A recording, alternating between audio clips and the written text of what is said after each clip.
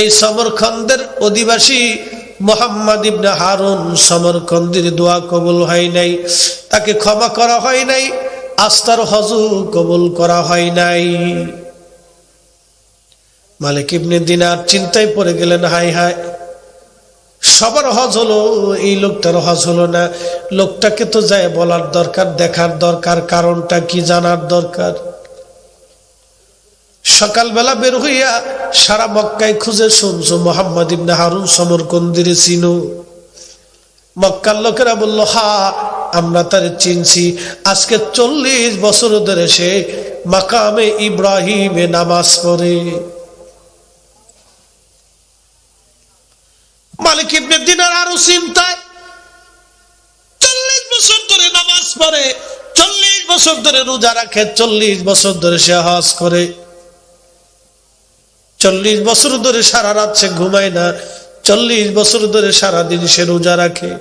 এই লোকটার হজ হলো না, দোয়া হলো না, তারে মাফ করা হলো না, কারণ কি? মালিক ইবনে দিনার পেরেশান হয়ে গেছে, হাই হাই, কারণ কি? লোকদেরকে বলে, লোকেরা তোমরা কি তার ঠিকানা জানা? লোকেরা বলল, হা হুজুর, আমরা তারে চিনি। সে মক্কার বিরান ভূমির ভিতরে একটা গাছ আছে, এই গাছের নিচে সে সবসময় ইবাদত করে যায়, দেখতে পারেন। মালিক ইবনে দিনার বলে, মক্কার বিরান ভূমিতে আমি গেলাম, যাওয়ার পরে দেখি একটা গাছের নিচে দাঁড়ায়া দাঁড়ায়া মালিক ইবনে দিনার বলেন, মুহাম্মদ ইবনে হারুন সমরকন্দি দাঁড়ায় দাঁড়ায় নামাজ পড়ে। আমি চুপচাপ পিছনে যা বসলাম, নামাজ শেষ হয়ে যাওয়ার পরে তাকে সালাম দিলাম। সে সালামের জবাব দিয়ে বলল, আল্লাহর বান্দা, আপনার পরিচয় কি? আমি বললাম, আমার নাম মালিক ইবনে দিনার আল ইরাকি। বলল, আপনি ইরাকের জাহিদ? জাহিদ মানে দুনিয়া বিরাগী। কিছু মজ্জুব পাগল আছে, দেখবেন, আপনারা পাগল মনে করেন না। কিছু মজ্জুব আছে দুনিয়া বিরাগী, তারা দুনিয়ার প্রয়োজন উপেক্ষা করে আল্লাহকে খোঁজার জন্য দিনহীন আল্লাহর ইবাদতে থাকে। আবার কেউ আছে মোসার দাড়িকুন্ডা কইতারে না, চুল টুল ওটা কাটেও না, পরিষ্কারও করে না, গোসলাদিও করে না, নামাজ রোজাও করে না। এই যে আন্দা গান্দা ফসা, এটার কোনো চরিত্র নেই। এটার আবার অলি মনে করেন না, এটি শয়তান। পাট আর এদের ভিতরে কোনো তফাৎ নাই। বলে, হুজুর এই কথা বললেন কে? ফাটারও শরীর দিয়ে গন্ধ খায়, এটারও শরীর দিয়ে গন্ধ খায়, খালি কাজা খায়। এই কি কথা কর না কে? আসতে ঠিক করিস না, তোরা তো মিথ্যে বানিয়ে লইস না।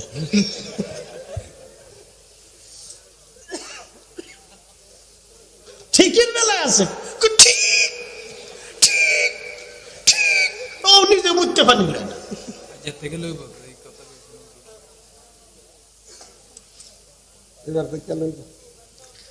পেশাব করে পানি লইস, শুনছস নি? ছোট্ট গুরু, পেশাব করে পানি লইবা, ডিলা কুলুপ করবা, এটা আল্লাহর যদিও ফরজ না, কিন্তু অনেক উপকারী। আল্লাহ অনেকগুলি রোগ থেকে বান্দাকে হেফাজত করে, অনেক রোগ থেকে আল্লাহ বাঁচায়, এবং আল্লাহ তার জীবনকে পরিচ্ছন্ন রাখে, পরিষ্কার রাখে। আল্লাহ তার সৌন্দর্যকে, আল্লাহ তার স্বাস্থ্যটাকে নিরাপদে রাখে। একসাথে বলবেন না মারহাবা? আমাদের হুজুর গারে দেখবেন বয়স বুড়ো হয়ে গেছে, কিন্তু চেহারা নষ্ট হয় না। এক একজন ইমাম সাহেবের বেতন কত? 2000, 3000। হুজুরকে 3000। 3000টা কি হয়? 5000 টাকা, 7000 টাকা, 8000 টাকা, 10,000 টাকা। যার 5000 টাকা বেতন ইমাম সাহেবের, এই ইমাম সাহেব যে কারো বাড়ি ডাহাইতি করে না, এত কপাল ভালো। আমার দেশে বহু ছেলে পেলে আছে, ওর 5000 টাকার মাসে ওর খরচা হয় না, অথচ এই লোক ইমাম সাহেবের বেতন মসজিদে 500 টাকা দিতে চায় না। একটা বিড়ির দাম 10 টাকা। আমি খাই না, এর লেগে কইতে কত? 10 টাকা পাওয়া যায় না? আছে না? শোনেন, আগে আমরার বাড়ি জোন আসতো, মানে কাজের লোক। ওই আমার বড় ভাই বলতেছে বিড়ি নিয়ে গে, তখন 2.5 টাকা হলে সোনালী বিড়ি পাওয়া যেত 25 টাকা। এটা আমার মনে আছে। আকিস বিড়ি, সোনালী বিড়ি 2.5 টাকা 3 টাকা হলে 25 টা বিড়ি পাওয়া যেত। আমি একটা জিজ্ঞেস করলাম কয়টা বিড়ি খান? আমি 60টা বিড়ি খাই প্রত্যেক দিন। আমাকে উড়ে সর্বনাশ, এটা মানুষ না জিন? 60টা বিড়ি তার লাগে, তো কি পরিমাণে খায় বেড়া। যদি মুখ ছাড়া অন্য কোনো সিস্টেমটা টানার সুযোগ থাকতো তাহলে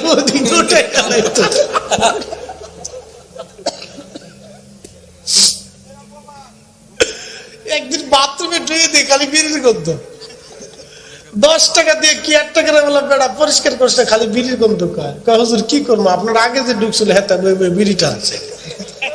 কি বেড়া রে, কোন রাস্তাঘাট আছে, দোকানপাট আছে, এনে সেখানে বিড়ি খাইতে হবে, তো বাথরুমে কেন?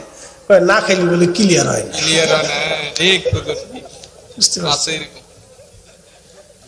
তার মানে বিড়ি হে বিড়ি ধরে নাই, বিড়ি হেরে ধরিয়ে লাগছে। যত টান তত হারাম,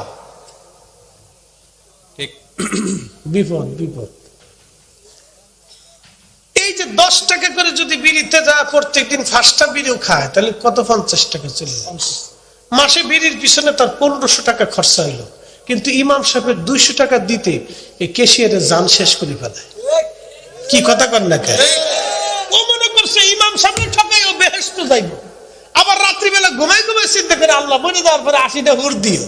শয়তানে আশা কেমন সিটা, তুই ইমাম সাহেবের 200 টাকা দেও না মসজিদে, আবার ঘুমাই ঘুমাই স্বপ্ন দেখো জান্নাতে হুর বাবা। হ্যাঁ, শয়তানে আশিকে দুলা ভাই চিন্তা করতে থাকো, ওই খালি স্বপ্ন দিয়ে যাবা, কিন্তু বেশ তো হুর পাবা না।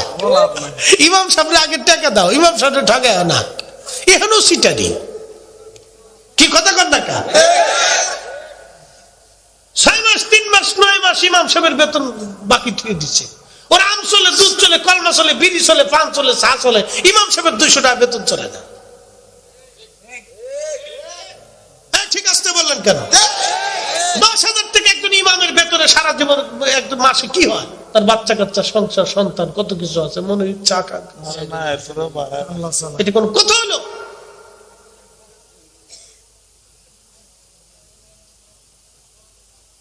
এটা কোন কথা হলো? মানুষটা একটা ইনসাফের মধ্যে থাকা উচিত। মোহতারাম উপস্থিতি, কষ্টে পরে কথাটা বলতেছি, মানে দুঃখ পাওয়ার কিছু নেই। আবার অনেকের হুজুরের চেহারা বালা, কেন ভালো থাকে কন্ত? 10,000 টাকার বেতনে বালা কেন ভালো থাকে জানেন? দিন শেষে হুজুরের একটাই চিন্তা, আমার রিজিকের ফয়সালা আল্লাহ করবে। কি কথা কর না কেন? কে করবে? আল্লাহ। আরেক বেটা ঘুষ খাইয়াও তার চেহারা বালা না, ওর সে ঘুষ খাইতে খাইতে চেহারা কুত্তার মতো হয়ে গেছে। না দেখেন, যারা বেশি ঘুষ খায়, অন্যায় করে, ওর চেহারা কুত্তার মতো হয়ে যায়। কি কথা কর না? আমি যদি খারাপ বলে থাকি তো বলবেন হুজুর খারাপ বলছেন। ও চেহারা, চেহারার ভিতরে কিচ্ছু থাকে না, ও চেহারা দেখলে বোঝা যায় এটা শয়তানি আছে অন্তর। বাপ রে বাপ, কষ্ট হইতেছে আপনাদের? চলবে চলবে সারা রাত, বলে 2টা বাজে কিন্তু অসুবিধা নাই।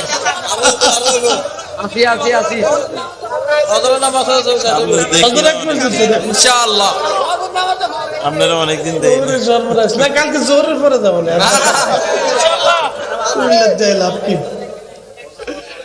কালকে সকালবেলা একবার কুমিল্লার রসমালাই দিয়ে বাইক পাঠাই দিয়ে আবার জানি।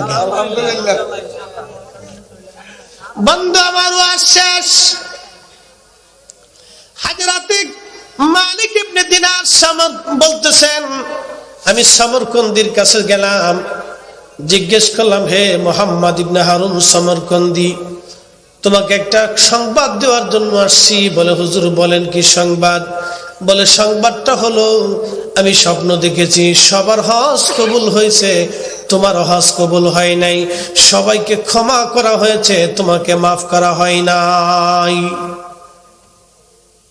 অ্যাটেনশন, আমার দিকে তাকাবেন, কথাটা অল্পতে শেষ করে দিচ্ছি, আর কথা বাড়াবো না, কারণ রাত বেশি হয়ে গেছে। হারুন সমরকন্দি চোখের পানি ছেড়ে কেঁদে দিয়া বলেন, হুজুর 40টা বছর ধরে 40 জন আবদাল এসে আমাকে সংবাদ দিয়ে গেছে সবার হজ হয়, কিন্তু আমার হজ হয় না। সবার গুনাহ মাফ হয়, কিন্তু আমাকে মাফ করা হয় না। মালিক ইবনে দিনার বললেন, ভাইরে বলবা কি, তুমি জীবনে কি অন্যায় করছো? বলে, হুজুর আমার জীবনের একটা ভুল আমাকে এই পর্যন্ত নিয়ে আসছে। বলে, তোমার ভুল কি, তুমি দয়া করে বলো। তখন মোহাম্মদ ইবনে হারুন সমরকন্দি বলে, হুজুর আমি তখন ছিলাম টাগরা যুবক, বিয়ে করেছি, কিন্তু আমি নেশাগ্রস্ত ছিলাম।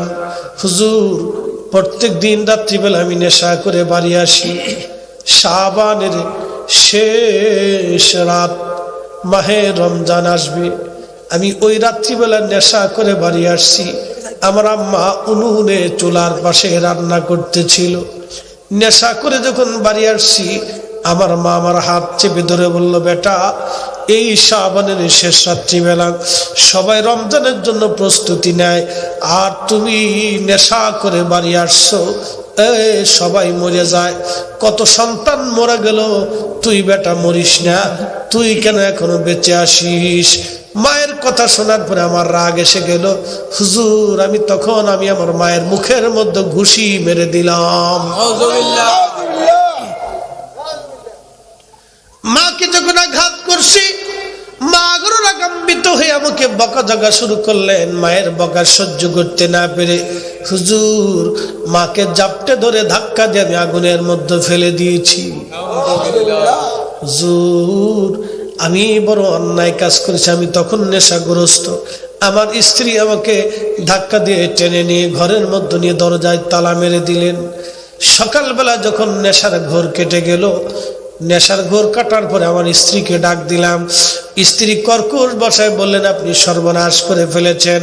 কাল বললেন, মালিক রে, কে তোমাকে আল্লাহ রহমত থেকে বান্দাকে মাহরুম হতে বলেছে বলো? তুমি কেন খুদার রহমত থেকে বান্দাকে জুদা করো? আমার দেশের একদল আছে, খালি খালি উপবাস করবে, কাই নামাজের পরে দোয়া না করলেও চলে, না করলেও চলে, না করলেও চলে। ওরা আল্লাহর রহমত থেকে বান্দারে দূরে সরায়, ওরাই হলো শয়তানের দালাল।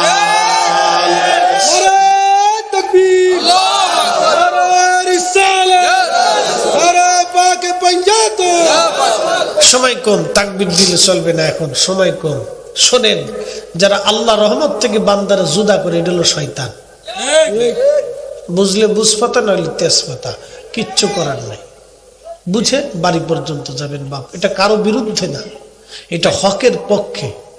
যদি হক বলতে যায় সবাই বিরুদ্ধে চলে যায় তো চলে যাবে, কিচ্ছু করার নাই। কথা ঠিক কিনা? আমরা চাবো কার কাছে? দিবে কে? রহমত কার হাতে? মাগফিরাত কার হাতে? তো চাইলে তোমার শরীর জ্বলে কে? কারণটা কি? তার মানে বোঝা গেল শয়তানের দুলাভাই খালি নাকি, খালাতো ভাই, মামতো ভাই, জ্যাঠাতো ভাই, ফুফাতো ভাই, যাই কর, ওর জ্বলে কে? মুহাম্মদ ইবনে হারুন সমরকন্দি নবী এসে বললেন, মালিক ইবনে দিনার তুমি যাও সমরকন্দিকে বলো আল্লাহ সমরকন্দিরে মাফ করে দিছে। সুবহানাল্লাহ কইলেন না? সমরকন্দিরে কে মাফ করছে? আল্লাহ। আল্লাহ মাফ করে দিছে। তবে এবার আসেন, তবে তার মায়ের সাথে নাফরমানি সে করেছে, অন্যায় করেছে।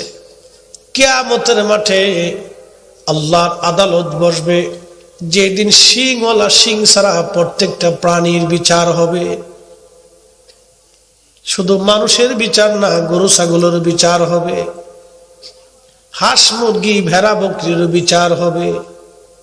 বলে হুজুর মুরগির বিচার কেমনে হবে? উত্তর পাড়ার মুরগি দক্ষিণ পাড়ার মুরগিরে ঠুকাইছিল, কিয়ামতের ময়দানে ওই মুরগা বলবে আল্লাহ আমারও মারছিল। আল্লাহ বলবে তোমার যেইভাবে ঠকাইছিল, ঠকিয়েছিল, মারছিল, তুমি সেইভাবে তারে কামড়ায় দাও। আল্লাহর এইরকম বিচার কিয়ামতের মাঠে হবে। গরু গরুরে বলবে গরু আল্লাহ উত্তরপাড়ার গরু আমারে মারছিল, আল্লাহ বলল তোমার যেইভাবে গোতাইছিল তুমি সেইভাবে গোতায় দাও। নবী আমার ডেকে বলে মালিক ইবনে দিনার, কিয়ামতের মাঠে আল্লাহ প্রত্যেকটা প্রাণীর ফয়সালা করবে। সেই দিন আমার আল্লাহ মুহাম্মদ ইবনে হারুন সমরকন্দির মায়ের সামনে তার বিচার করবে। বিচারের রায়টা মায়ের পক্ষে থাকবে, সমরকন্দির বিরুদ্ধে হবে। আল্লাহ পাক দুনিয়ার 3 দিনের সময় 72 ঘন্টা, কত ঘন্টা? দুনিয়ার 3 দিনের সমান 72 ঘন্টা টাইম আল্লাহ পাক সমরকন্দিরে মায়ের পক্ষে ফয়সালা দিয়ে আল্লাহ তাকে জাহান্নামের আগুনের মধ্যে নিক্ষেপ করে দিবেন। 3 দিন পর্যন্ত তাকে জাহান্নামের আগুনে কঠিন, জটিল তো কঠিন শাস্তি আল্লাহ তাকে দিতে থাকবে।